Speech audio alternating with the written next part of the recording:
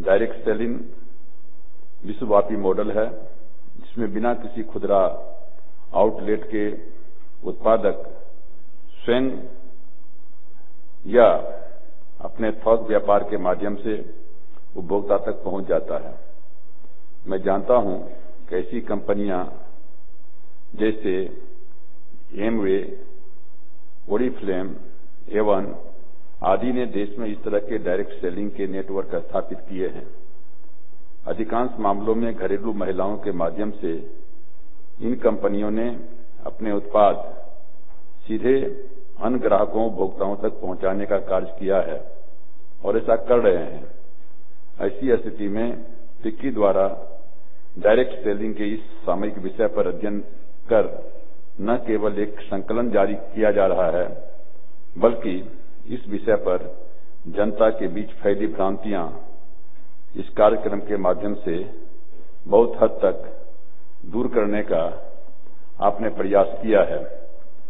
मैं मानता हूं कि डायरेक्ट सेलिंग का तरीका जनता के बीच लोकप्रिय हो चुका है और कंज्यूमर्स इस बात से प्रसन्न होता है कि इंटरनेशनल कंपनियों द्वारा विदेश में बनी वस्तुएं उन्हें घर बैठे उचित दर पर मिल जाता है। किंतु डायरेक्ट सेलिंग के लिए इस्तेमाल की जाने वाली प्रक्रिया में खतरा भी है। वह यह है कि अधिकांश मामलों में सामानों के वितरण के लिए कंपनियों द्वारा पिरामिड ढांचा बना लिया जाता है जिसमें प्रत्येक स्तर पर किसी न किसी तरह प्रोत्साहन सम्मिलित रहता है। डायरेक्ट सेलिंग की आड़ में इस तरह के कई मामले भी प्रकाश में आए हैं जिनमें उपभोक्ता को ठग कर कंपनियां रातों रात गायब हो गई हैं। मेरे विचार से इस तरह की कंपनियों और विश्वसनीय कंपनियों के बीच का अंतर समझना और उसे स्पष्ट करना बहुत ही आवश्यक है तथा इसके लिए आवश्यकता है व्यापार मॉडल के लिए सिद्धांत तय करने की। इन कंपनियों द्वारा अपनाए जाने वाले ढंग प्रक्रिया को भी नियंत्रण किए जाने की आवश्यकता है।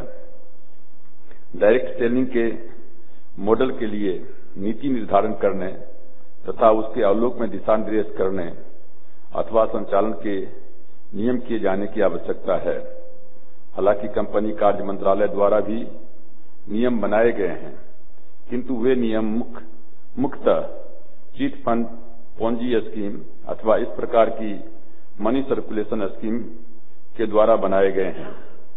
अभी सिद्धार्थ बिरला जी ने कहा है कि सेपरेट रेगुलेटर होना चाहिए जो कंज्यूमर अफेयर्स डिपार्टमेंट के अंदर हो और अभी हमारे सेक्रेटरी ने उस संबंध में जो है कंसल्टेशन के संबंध में कहा है और हम आपको विश्वास दिलाते हैं कि हम निश्चित तौर से जो है इस संबंध में हम ध्यान देंगे और इस पर विचार भी किया जाएगा।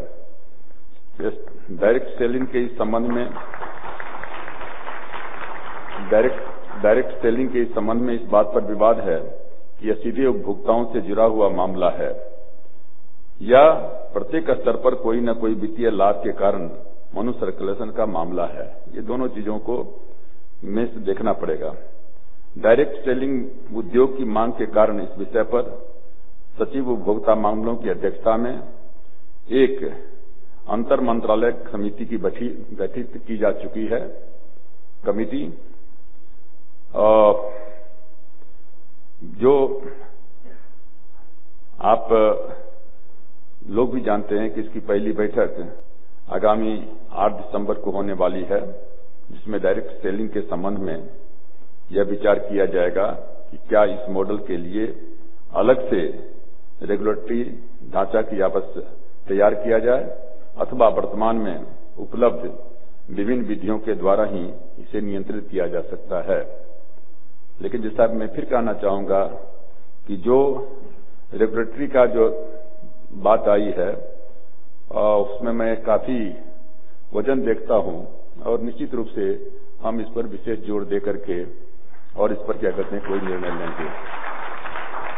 मैं आज उद्योग जगत के लोगों से ये अपील करूंगा कि डायरेक्ट सेलिंग के मॉडल तथा उसके संचालन के लिए जो भी रास्ता हो अपनावें वह स्पष्ट और पारदर्शी होना चाहिए।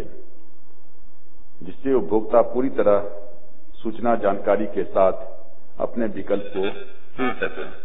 मैंने बार बार कहा है कि ये देश है और इसमें 125 करोड़ जो आबादी है वो सारे के सारे कंज्यूमर्स हैं, चाहे प्यून हो या राष्ट्रपति हो, चाहे छोटा गांव